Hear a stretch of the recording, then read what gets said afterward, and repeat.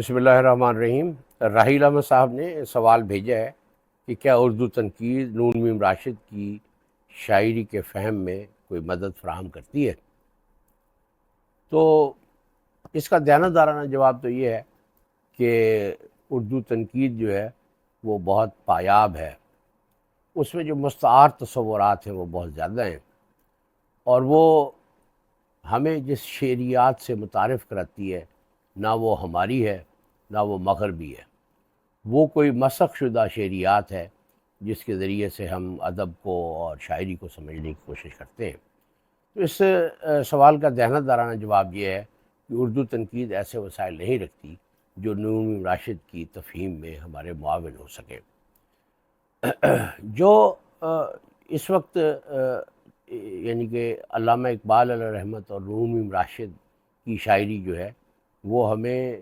ایک دوسرے کی فہم میں یا تفہیم میں بہت زیادہ معاونت کرتی ہے۔ اس میں اصل الاصول یہ ہے، اگر ہم اقبال کی شاعری کو سے مانوس ہوں تو اقبال کی شاعری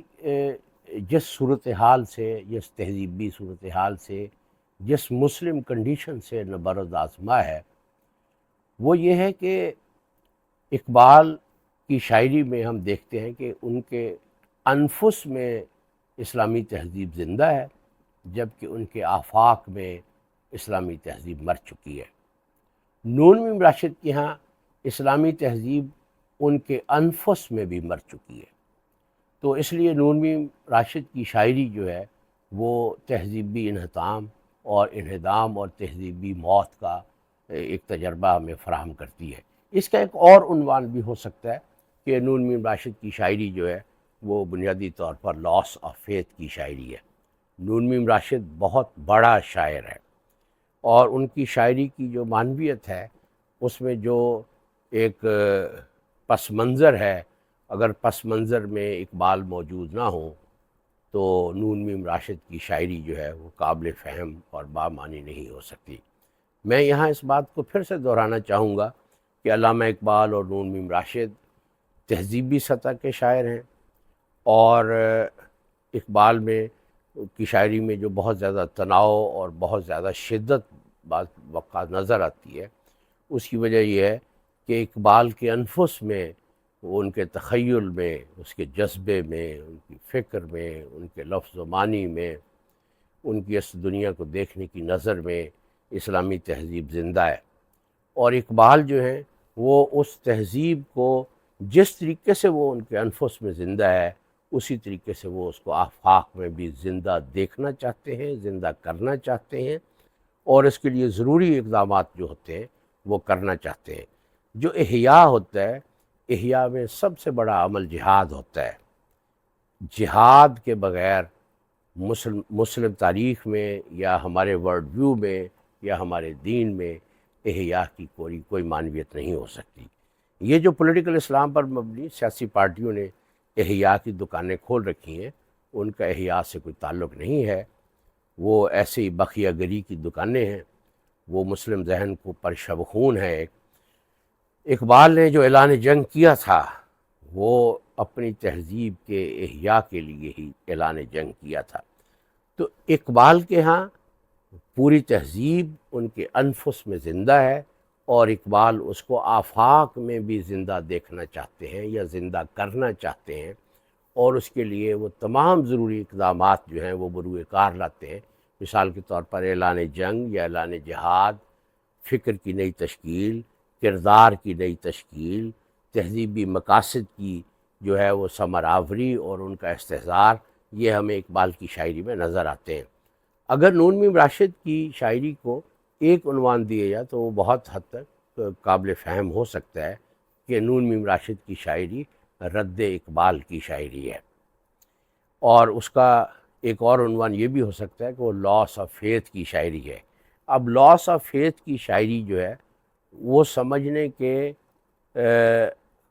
وسائل، فکری تنقیدی وسائل یا شعریاتی وسائل وہ اردو تنقید میں فراہم نہیں ہیں۔ یہ ممکن نہیں ہے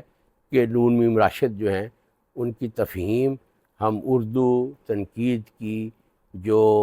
تنگنائے ہے اس میں رہتے ہوئے ہم کوئی اس طرف کوئی پیش رفت کر سکیں۔ تو میری گزارش یہ ہے کہ اگر ہم نون میم راشد کو سمجھنا چاہتے ہیں، ان کی شاعری کی تفہیم کرنا چاہتے ہیں، اور یہ جاننا چاہتے ہیں کہ تہذیبی انہدام اور لاس آف فیتھ کا جو سفر ہے وہ کیا ہوتا ہے، وہ کتنا جان کا ہوتا ہے، اور انسان جس المناکی سے گزرتا ہے، نون میم راشد کی شاعری کی ایک ایک مصرع جو ہے وہ اس کی گواہی دیتا ہے۔ ہمیں نون میم راشد کو بہت سنجیدگی سے پڑھنے کی ضرورت ہے تاکہ ہم عصر حاضر کی ان قوتوں کے خلاف صف آرا کر سکیں، اپنے آپ کو، اپنی فکر کو اس کے خلاف کھڑے ہو سکیں، جن کی وجہ سے، جس میں ہماری اپنی نارسائیاں بھی یقیناً شامل ہیں، ہم آج کی صورتحال سے دوچار ہوئے۔ اقبال کی شاعری جو ہے، نون میم راشد کی شاعری جو ہے وہ احیاء کی شاعری نہیں ہے، اور اقبال کی شاعری بھی احیاء کی شاعری نہیں ہے۔ احیاء پر لکھی جانے والی ہمارے مذہبی اہل علم کی تمام تر تحریریں سوائے جال سازی کی اور کچھ نہیں ہے، وہ مکمل طور پر جال سازی ہے۔ تو اگر ہم اقبال کو پڑھیں تو مردان کار جس طریقے سے تہذیبی سطح پر نبرد آزما ہوتے ہیں اس کا ہمیں بخوبی علم ہو جاتا ہے، لیکن نون میم راشد بھی جو ہم عصر دنیا ہے اس سے وہ بہت غیر معمولی طریقے سے آگاہ ہیں۔ جیسے ان کی نظم تیل کے سوداگر اس پر دلالت کرتی، وہ بہت بڑی نظم ہے، وہ اس پر دلالت کرتی ہے کہ وہ جدید عہد کو کس نظر سے دیکھتے ہیں، اور وہ نظر کتنی گہری ہے اور کتنی وسعت لیے ہوئے ہے۔ تو نون میم راشد بنیادی طور پر لاس آف فیتھ کے شاعر ہیں، تو ہماری اردو تنقید میں تو ابھی یہی نہیں پتہ چلا کہ فیتھ کسے کہتے ہیں اور لاس آف فیتھ کے کیا معنی ہو سکتے ہیں۔ تو ایسی صورتحال میں اردو تنقید نون میم راشد کی تفہیم میں ہماری بہت کم مدد کرتی ہے، نہ ہونے کے برابر مدد کرتی ہے۔ یہ ضرور ہے کہ اگر آپ اقبال کی بارگاہ میں معتکف ہیں تو وہاں سے ہمیں جو افکار، جو رہنمائی، جو جذبہ، جو ولولہ، جو فکر، جو قوت استعداد کار جو وہاں سے فراہم ہوتی ہے، اس کے ہوتے ہوئے جب ہم نون میم راشد کو پڑھتے ہیں تو مجھے یہ اندازہ ہوتا ہے کہ وہ جو جس انفس کی کے تجربے کو بیان کر رہا ہے وہ میری ہی تہذیب کا انفس ہے، وہ میری ہی اجتماعی سبجیکٹیوٹی ہے، وہ میری ہی تہذیب کے مختلف پہلو ہیں جس کو وہ خنجر آسا اور لہو رنگ زبان میں بیان کرتا چلا آتا ہے۔ تو بہرحال نون میم راشد بہت بڑے شاعر ہیں، ان کو سمجھنے کی کوشش کرنی چاہیے۔ میرے نزدیک ان کو سمجھنے کی جو ضرورت ہے وہ یہ ہے کہ آج اگر ہم یہ چاہتے ہیں کہ ہم اپنے دین کی سرفرازی کے لیے کام کریں تو ہمیں اس امر سے آگاہ رہنے کی ضرورت ہے کہ تاریخ کے، فکر کے، عمل کے، کلچر کے وہ کون سے ایسے ذرائع اور وسائل اور منابع ہیں جنہوں نے ہمیں آج کے دن دکھائے ہیں۔ تو ہمیں نون میم راشد کو پڑھنے کے بعد اس بات کا بخوبی اندازہ ہو جاتا ہے کہ ہم نے کہاں کہاں جو ہے وہ مورچہ لگانا ہے، ہمارے کون کون سے محاذوں پہ ساری فوجیں جو ہیں وہ سپر انداز ہو چکی ہیں، ہمارے کون کون سے ایسے محاذ ہیں جہاں کا ہر مورچہ مٹی سے بھر چکا ہے۔ تو جب تک ہم ان چیزوں سے باخبر نہیں ہوتے اس وقت تک ہم اپنی تہذیب کی ہاری ہوئی جنگ کو از سر نو آغاز کرنے کا سوچ بھی نہیں سکتے۔ بہت شکریہ۔